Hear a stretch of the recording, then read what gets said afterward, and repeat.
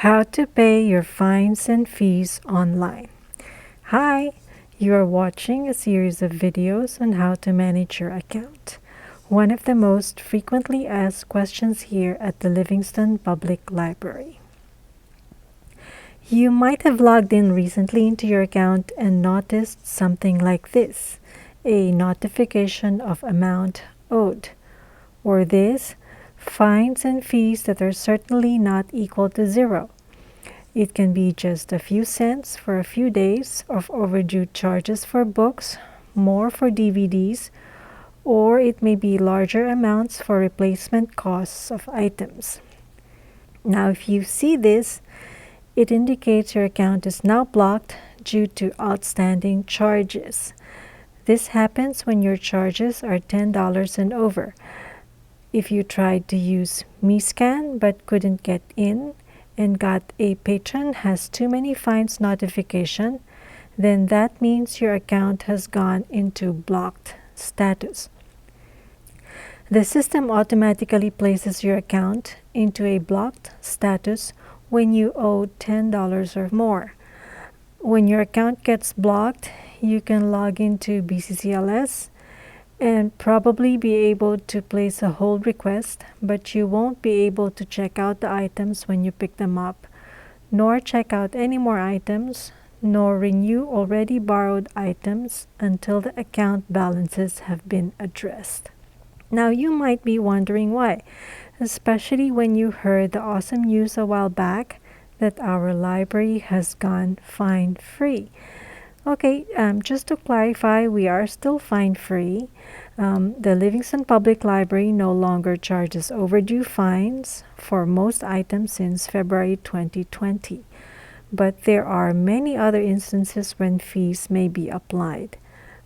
For example, fines and fees may still apply to items loaned from other libraries.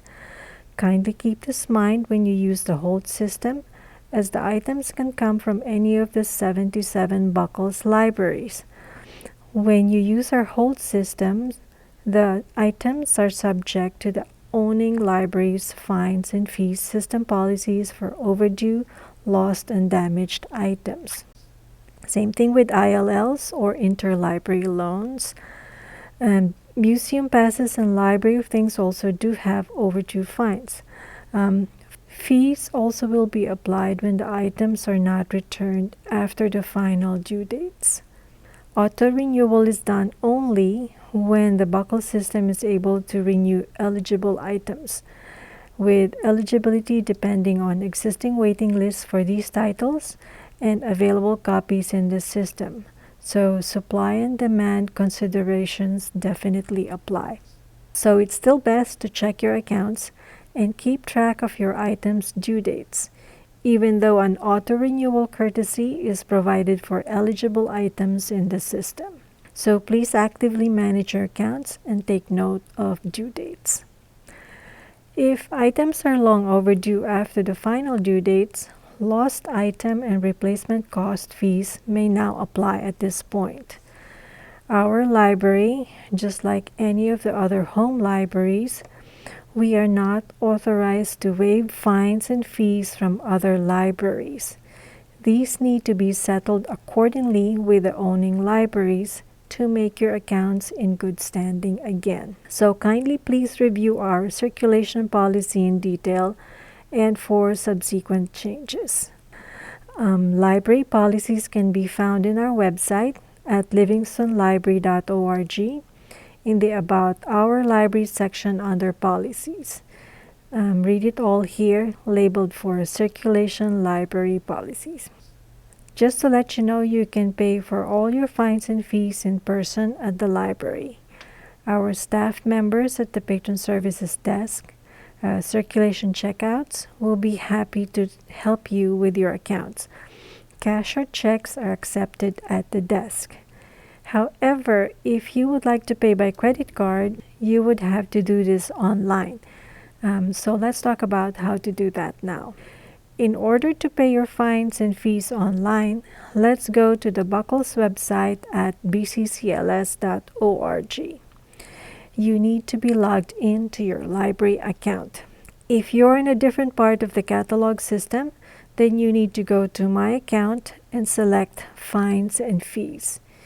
You can do this, that is, pay for your fines and fees from any computer, smartphone, or tablet. You can pay for your fines and fees online, from your home, or from any of the public computers available at our library. If you're at the library, you will have to go through the credit card and online payment process completely on your own, without the assistance of library staff. That's for compliance reasons. The fines and fees detail screen will show item by item where the charges came from.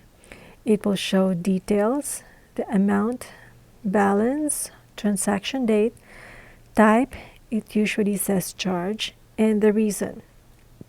This information icon here may give you more details about the charge, and summaries are presented at the bottom. You can opt to pay all the charges at once by clicking here, or just select a particular charge at a time by clicking here. So let's say we want to pay for this fine. Keep in mind that there is a service charge every time you use the online payment service.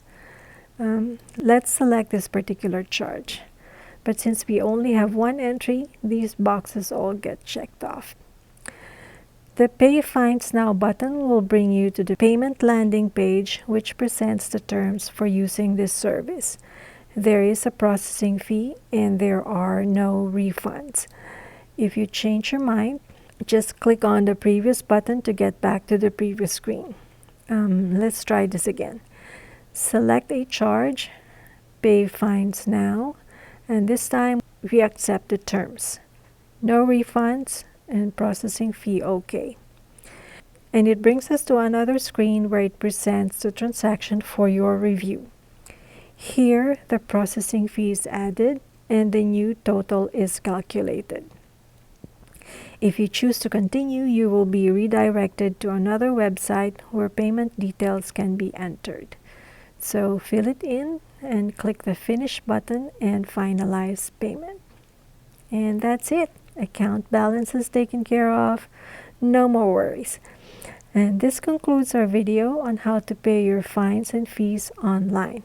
Thank you for watching. My name is Janea, and see you at the next tutorial.